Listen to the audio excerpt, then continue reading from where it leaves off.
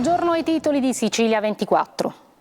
Scontri a Padova, nuovi provvedimenti per gli ultra del Catania, sono già 8 gli arresti previsti, molti Daspo.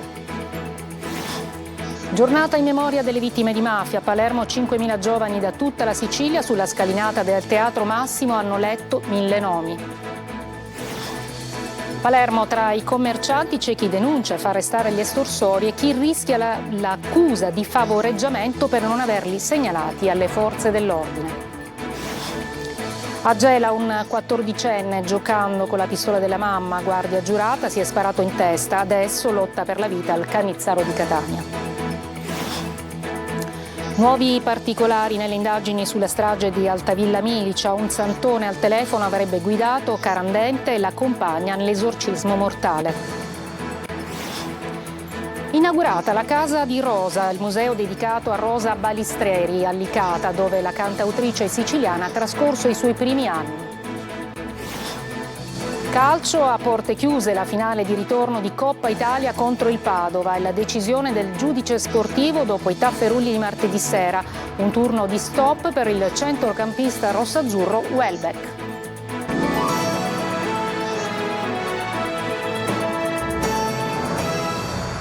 Buongiorno, eccoci con la nostra edizione del telegiornale. Altri video sono al vaglio degli inquirenti per l'identificazione degli ultra catanesi responsabili degli incidenti dell'Euganeo in occasione della finale di andata di Coppa Italia fra Padova e Catania. Arriveranno altri Daspo, al momento sono 8 gli arrestati. Marco Carli. Ci saranno altri Daspo e altre denunce. Il lavoro degli inquirenti prosegue dopo la guerriglia dello stadio Euganeo. Arriveranno altri provvedimenti, al vaglio centinaia di filmati, soprattutto relativi all'area dei tornelli dello stadio, dove è possibile l'identificazione della persona in possesso del titolo di ingresso.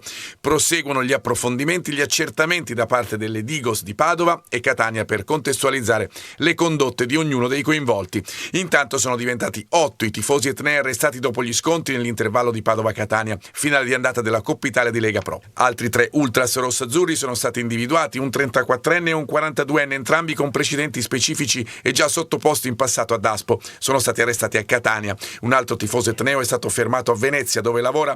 In uno zaino sono stati trovati gli indumenti utilizzati dal 34enne e dal 42enne per non farsi identificare. Anche loro sono ritenuti responsabili di violenza e resistenza aggravata pubblico ufficiale, di scavalcamento e invasione di campo in occasione di manifestazioni sportive.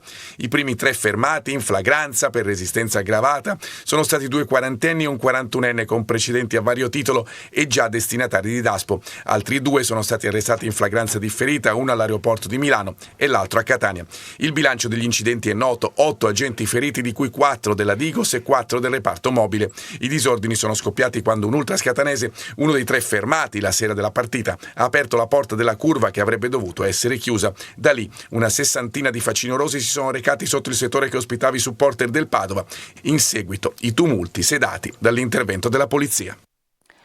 Oggi giornata della memoria delle vittime innocenti delle mafie, iniziativa in tutta Italia. A Palermo manifestazione al Teatro Massimo. Marco Gullà.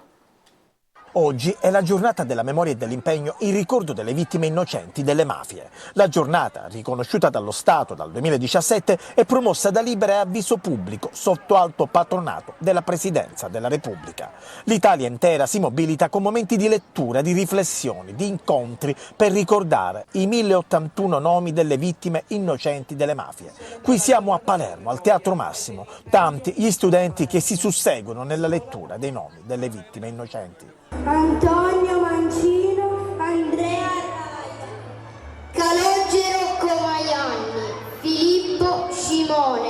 Credo che questo sia un messaggio fortissimo che la scuola siciliana lancia alla città di Palermo, alla regione siciliana, un messaggio per dire ancora una volta che i nomi delle vittime di mafia sono un monito importante per tutte e per tutti. Oggi le studentesse e gli studenti delle scuole siciliane stanno dando questo segnale. La lotta alla mafia è una priorità per la scuola siciliana e credo che la manifestazione di oggi, organizzata dalla Rete per la Cultura Antimafia insieme a Libera, sia il segnale più forte dell'impegno quotidiano delle nostre scuole. La giornata della memoria e dell'impegno in ricordo delle vittime innocenti delle mafie è un momento di riflessione per onorare la memoria di coloro che hanno perso la vita a causa del crimine organizzato, ha detto il presidente della regione Renato Schifani. La memoria che passa anche dai più giovani. tutti i giovani, anche a quelli che non c'erano negli anni più bui, soprattutto per la nostra città e per la nostra regione, qual è il valore della memoria, ma soprattutto della responsabilità personale e collettiva nel contrastare le mafie anche oggi.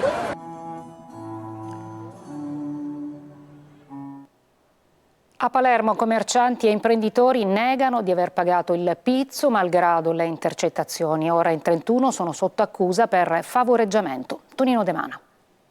C'è chi denuncia e fa arrestare i suoi estorsori, come è avvenuto a Borgetto, e chi invece non denuncia e finisce sotto accusa per favoreggiamento nei confronti di boss mafiosi di Brancaccio e Ciaculli. Succede a Palermo, dove in 31 sono finiti nel mirino della procura, che chiede il processo per commercianti ed imprenditori. L'udienza preliminare si terrà domani. Racket e anti-racket vanno a braccetto con il capo dello Stato Mattarella, che sollecita il contributo di tutti per sconfiggere le mafie e non voltarsi dall'altra parte. E chi ha dato un contributo tangibile è l'imprenditore Giuseppe Piraino.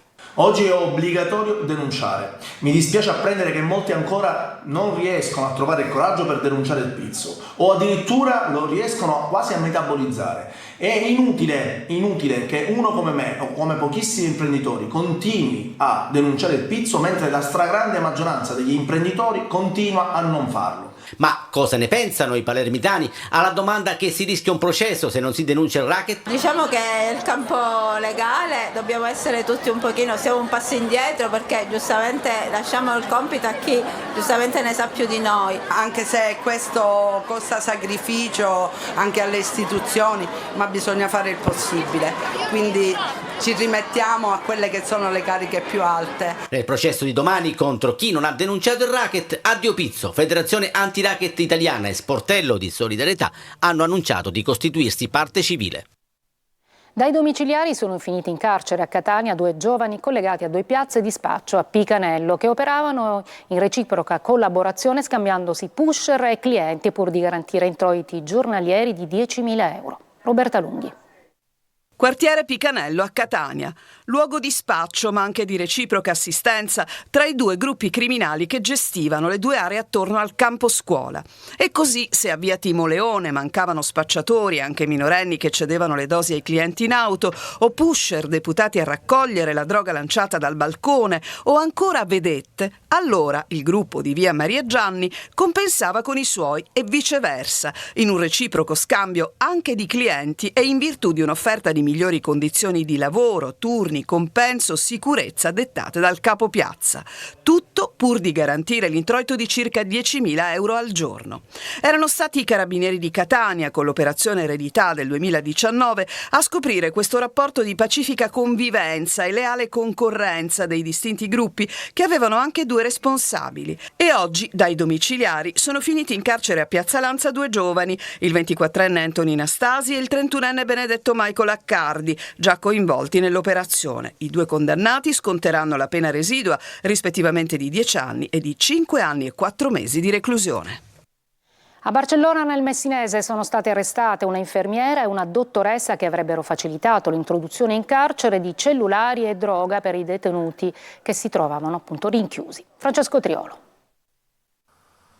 Un gesto inusuale, un piumino lasciato negli armadietti della portineria. Questa azione della dottoressa, che avrebbe dovuto effettuare il turno di notte della guardia medica, avrebbe insospettito gli agenti della polizia penitenziaria. Così è scattata la perquisizione degli stessi armadietti e dell'infermeria, che ha portato a 2 arresti. Antonella Campagna, medico di Messina, ribattezzata dai detenuti del carcere di Barcellona come la zia, e un'infermiera di Barcellona, Maria Rosa Genovese, sono state entrambe arrestate in fragranza di reato dalla polizia penitenziaria all'interno della casa circondariale di Barcellona Pozzo di Cotto. Secondo una prima ipotesi di accusa, avrebbero facilitato l'introduzione nello stesso istituto penitenziario di consistenti partite di sostanze stupefacenti e di numerosi telefonini, compresi gli accessori, a beneficio dei detenuti, in particolare quelli barcellonesi.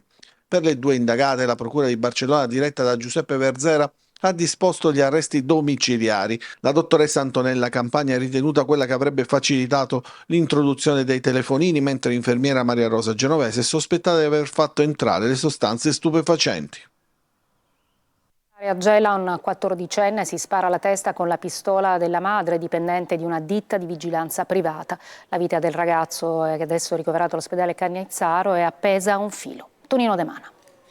Un colpo improvviso, da distanza ravvicinata, che lo ha raggiunto dritto in testa con un proiettile entrato ed uscito da una parte all'altra. E in condizioni disperate un 14enne di Gela ricoverato in rianimazione all'ospedale Cannizzaro di Catania.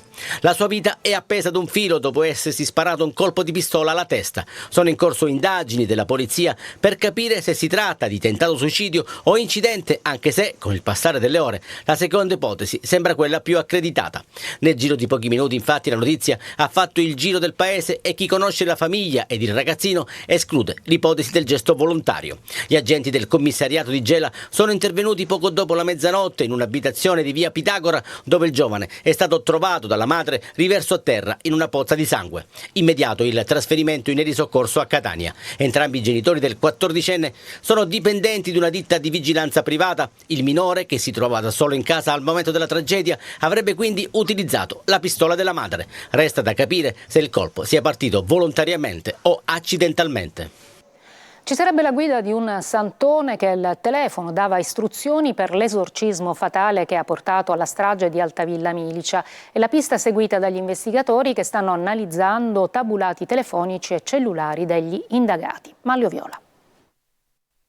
Teleguidati al telefono dal santone per commettere quella strage, quelle torture, quelle atrocità. C'era chi parlava proprio al telefono con Massimo Carandente e Sabrina Fina durante il massacro di Altavilla Milicia. Lunghe telefonate durante le quali venivano messe in pausa le torture su Antonella Salamone, su Emanuel di appena 4 anni e su Kevin, l'altro figlio seviziato quindicenne. Dall'altro capo del cellulare probabilmente il santone, ancora da identificare, che ha avuto un ruolo nella mattanza della Villetta dell'Orrore. Uno scenario inquietante che emerge anche dalle dichiarazioni di Giovanni Barreca, il reo confesso che ha raccontato al suo legale, allo psichiatra Caputo, alla criminologa Bruzzone, di lunghe telefonate che riceveva la coppia di Sferacavallo, Carandente e Fina. I tabulati telefonici sarebbero la chiave adesso per scoprire chi c'era dietro e se si sia trattato di un massacro figlio solo del fanatismo religioso o che nasconde altro. Anche la procura per i minorenni è a caccia di nuovi riscontri. Ci sono troppi punti oscuri che devono essere chiariti, a partire dal ruolo svolto dalla figlia 17enne di Giovanni Barreca, che potrebbe essere interrogata prima di Pasqua. Sabrina Fina e Massimo Carandente hanno invece accusato lei e il padre di essere gli autori dei delitti. Padre e figlia avrebbero anche impedito che fossero chiamati i soccorsi. L'unica superstite di quella strage dovrà spiegare se è stata lei, come è stato ipotizzato, ad aver usato il telefonino fingendo di essere il fratello Kevin mentre parlava con un amico nei momenti più terribili del massacro e come mai non abbia invocato aiuto nonostante avesse a disposizione il cellulare. È certo che quando i carabinieri sono arrivati lei dormiva e che assieme al padre ha scritto alcune delle frasi sui muri con il pennarello rosso, frasi necessarie all'esorcismo, al quale si era poi unita in preghiera con la coppia di Sferacavallo e aveva anche preparato il pranzo e la cena insieme a loro. A Trapani 8 famiglie sono state evacuate nella notte per un incendio scoppiato nell'appartamento di una palazzina. Non si registrano feriti nonostante il rogo, pare provocato da un cortocircuito, abbia gravemente danneggiato lo stabile. E gli aeroporti di Catania e Comiso si preparano al pienone della stagione estiva, attesi oltre 200.000 passeggeri per la Pasqua ed è presto da Comiso 3 nuovi voli di continuità territoriale. Sentiamo Eva Spampinato. Più destinazioni, più operatori, più concorrenza. Gli aeroporti di Catania e Comiso si preparano alla stagione calda, riscaldando i motori già da subito, con oltre 200.000 passeggeri, di cui quasi 90.000 internazionali, attesi nello scalo etneo per il periodo di Pasqua.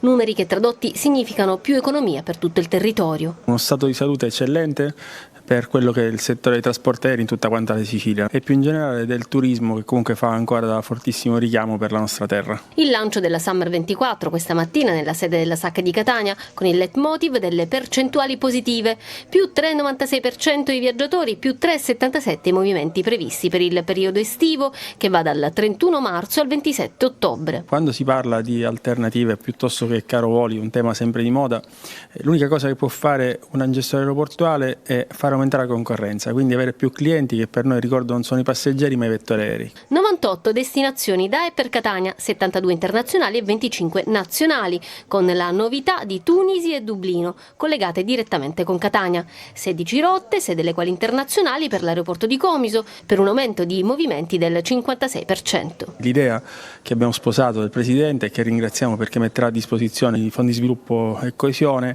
sarà quella di realizzare un'area cargo e accanto a quella finanziare altre opere che faranno sì che si potrà fare un maggior numero di passeggeri realizzando pavimentazioni e tante altre infrastrutture dell'aeroporto che saranno necessarie anche a fare trasporto aereo civile. E Comiso avrà anche 3 nuove tratte di continuità territoriali, 2 per Roma a 38 euro più tasse e una per Milano a 50 euro più tasse.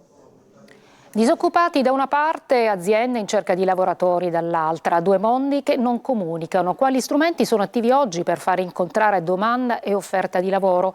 Lorena Dolci ne parlerà oggi a Focus, in onda alle 14.30 dopo il TG e in streaming sulla siciliaweb.it. Ospiti Vincenzo Silvestri, presidente delle Consulenti del Lavoro, Emilio Romano per il mondo della formazione e Cinzia Cerroni, responsabile dell'orientamento dell'Università di Palermo. Potete inviare le vostre domande alla linea WhatsApp 342 74 55 005. Una breve pausa pubblicitaria e poi parleremo della giornata internazionale della sindrome di Down.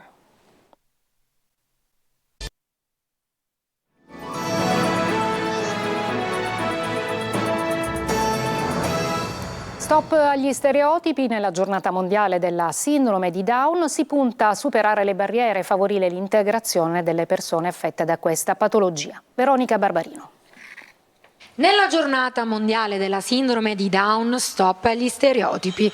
Obiettivo di quest'anno è la sensibilizzazione sociale per superare le barriere e favorire l'integrazione delle persone affette da questa patologia. Come esperienza personale posso dire che mi dà tanto, ma tanto mia sorella.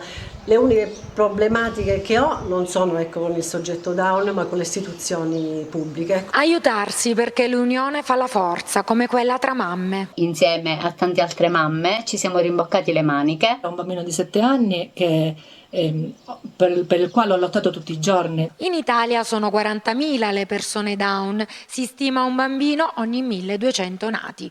Qualche passo in avanti si è fatto negli ultimi anni e sempre più persone hanno raggiunto un'autonomia. Oggi ci sono gli strumenti, si fanno i progetti di vita dell'articolo 14, si possono inserire nel mondo del lavoro facendo un programma e vedere quali possono essere gli obiettivi per queste persone. Mai come adesso si deve promuovere la conoscenza di questa sindrome, anche con programmi mirati nelle scuole. A Licata, nell'Agrigentino, nella zona della Marina, stamattina è stata riaperta la casa di Rosa Balistreri. Alla straordinaria cantautrice popolare è stato dedicato anche un museo. Davide Sardo.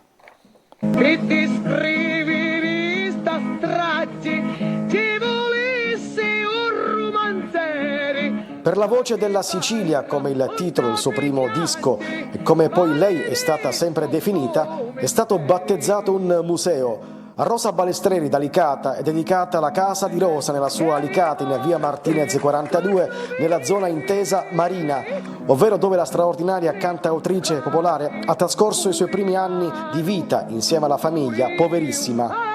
L'iniziativa del museo è del Centro Studi di Cultura Siciliana e Meridionale che ha affittato dagli attuali proprietari la Casa di Rosa. Nella Casa di Rosa tutto ricorda e ricorderà lei, la sua passione viscerale, il talento poetico e musicale. Sono consultabili dei libri che la rievocano, si ascoltano le sue canzoni, sono proiettati, filmati, concerti e rivive la voce della Sicilia. E la Sicilia odora. Una breve pausa, poi il calcio con la decisione del giudice sportivo dopo i tafferugli di Padova.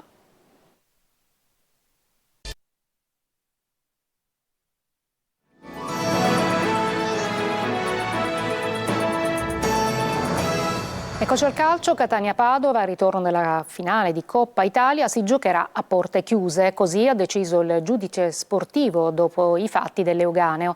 Pesante e immediata anche per la società rossa-azzurra. Sentiamo Marco Carli. Catania-Padova porte chiuse, 10.000 euro di ammenda al club etneo, 5.000 a quello patavino. È la decisione del giudice sportivo dopo gli incidenti che si sono verificati allo stadio Euganeo durante l'intervallo della finale di andata di Coppa Italia di Serie C. Chiude dunque il Massimino per la finale di ritorno dopo i disordini dell'Euganeo e maxi ammenda al club. Il provvedimento non tocca la prima partita di campionato che deve giocare la squadra rossazzurra, cioè quella col Giuliano, ma la sfida più attesa con i patavini. Giudicata evidente la gravità dei comportamenti dei sostenitori sostenitori del Catania comportamenti contrari alle norme in materia di ordine e di sicurezza, rilevato anche che le intemperanze hanno determinato la ritardata ripresa del gioco dopo l'intervallo. La squadra intanto si concentra sul campo, all'orizzonte c'è la trasferta di Torre del Greco, uno scontro diretto in piena regola per quella che è oggi la dimensione dei rossazzurri. La Turris e 6 lunghezze più giù occupa il quintultimo posto che vale i play-out e ha la possibilità di dimezzare lo svantaggio e riaccendere le speranze di salvezza diretta. Tutto questo naturalmente a discapito del Catania, che invece deve evitare la coda post campionato se non vuole vanificare il percorso di Coppa. Ecco perché domenica sarà uno spartiacque importante per la squadra di Zeoli. Il tecnico deve valutare le condizioni di Boa e Teio. È molto probabile che Welbeck, squalificato per un turno in Coppa, venga impiegato sin dall'inizio, mentre Di Carmine potrebbe partire dalla panchina ed entrare a gara in corso per mettere minuti delle gambe dopo i 70 di Padova. È tutto per questa edizione, vi ricordo dopo la sigla il Focus, oggi curato da Lorena Dolci. Io vi ringrazio per l'attenzione e vi auguro un buon pomeriggio.